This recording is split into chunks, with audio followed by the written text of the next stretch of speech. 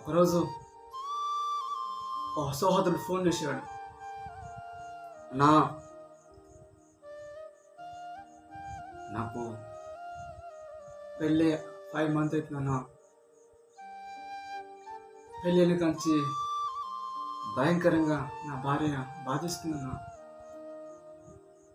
దేవుని సన్నిధిలో నా చక్కగా పాటలు పాడుతుంది, వాక్యం రిఫరెన్స్ చెప్పగలదు.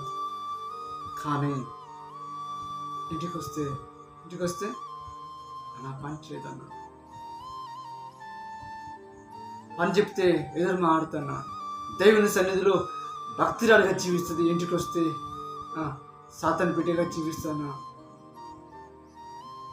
అన్నా. ప్రతిరోజు నాకు ఏదో ఒకటి కొనకరా అంటున్నా. ఉదయం పూట సాయంత్రం పూట నాకు జీతమే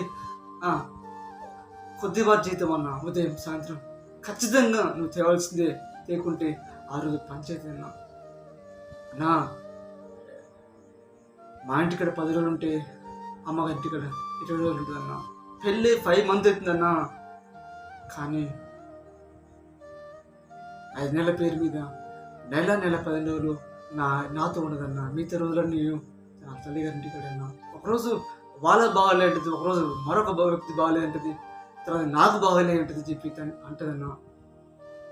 ప్రియ సహోదరుడా వినండి.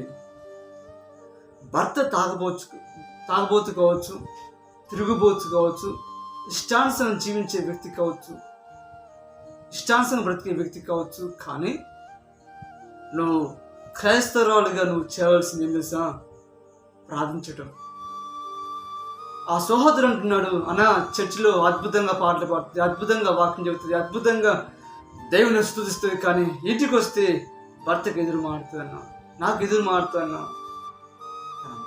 అంతరంగంలో ఫీలింగ్ మారుతుంది. ఇప్పుడు ఏం చేయాలనుకుంటున్నావు అన్నా? ఏడిపించుకుంటాను. నాకు వద్దన్న జీవితము. పెళ్ళైన 5 నెలలు నా అక్కడ లేనప్పుడు ఎందుకన్నా నాకు పెళ్ళి? అమ్మాయి పెళ్ళి 5 నెలలు ఎప్పుడు కూడా సుఖం లేదు, సంతోషం లేదన్నా. ఎప్పుడు కొడవలే. ఇంటికి వస్తే చాలన్నా ఏదో ఒక వంక పెట్టి కొడబెట్టుకుంటుందన్నా. ఆ వంకతో ఇంటికి వెళ్తాదన్నా. దయచేసి వినండి ప్రియ సహోదరుడా, భార్య భర్తలు ఈ ప్రపంచంలో ఎక్కడికైనా వెళ్ళండి, భార్య భర్తలకు గొడవ రావడం సహజమే. కానీ వినండి, ఒక్కసారి నువ్వు జతపరిచిన తర్వాతకి నువ్వు దూరంగా జీవిస్తే దేవుడు మెచ్చడు. అది ముఖ్యంగా స్త్రీల గురించి చెప్తున్నాను. ఒకసారి నువ్వు భర్తకు లోబడి జీవిస్తే నువ్వు చచ్చిపోయినంత కాలం తనకు లోబడి జీవించాలి. అది తాగుబోతే కావచ్చు, తిరిగిపోతే వ్యక్తి కావచ్చు, నేను పట్టించుకోక వ్యక్తిని సరే ఖచ్చితంగా నువ్వు నీ భర్తని దూరంగా జీవించొద్దు. ఎందుకంటే వినండి, ఒక్కసారి భార్య నుంచి భర్త దూరం అయితే, భర్త నుంచి భార్య దూరం అయితే ఆ కుటుంబం సంతోషంగా జీవించలేరు, ఆనందంగా జీవించలేరు, ఎల్లకాలము దుఃఖంతో జీవిస్తారు. ఒక్కసారి బంధము ఏర్పడిన తర్వాతకి అది విడిపోవడం దేవుని దృష్టిలో నేరము. బైబిల్ స్పష్టంగా సెలవుస్తుంది. ఒక్కసారి ఆ వివాహం జరిగిన తర్వాతకి ఒకవేళ పొరపాటున ఆ స్త్రీ పాపానికి బానిస అయితే, పాపము వ్యభిచారానికి ఒక లోబడితే, ఆ అమ్మాయి తప్పించి ఒకవేళ ప్రేమించి మంచి మనసు ఉంటే ఆ అమ్మాయిని జీవితకాలం ఉంచుకోవచ్చు. కానీ అలా తప్పు చేసి తప్పించి మరొక ఉద్దేశం బైబిల్ లేదు. ప్రియ సహోదరుడా, ఈ వాక్యం ఎంతమంది ఇంటర్లో మీ జీవితంలోని అనేకమైన సుడిగుండాలు వస్తాయి. బైబిల్ కాకుండా పెద్దలన్న మాట,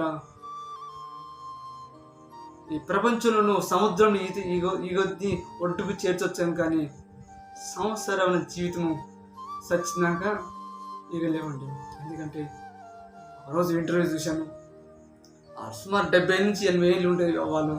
ఒక అమ్మాయి అడుగుతుంది, మీ ఇంటి సంతోషంగా ఉంటారా, ఆనందంగా ఉంటారా అని అడిగినప్పుడు ఫస్ట్ చెప్పగానే ఒక వ్యక్తి అంటాడు, నా భార్య ప్రతి విషయంలో తిడుతూనే ఉంటుంది.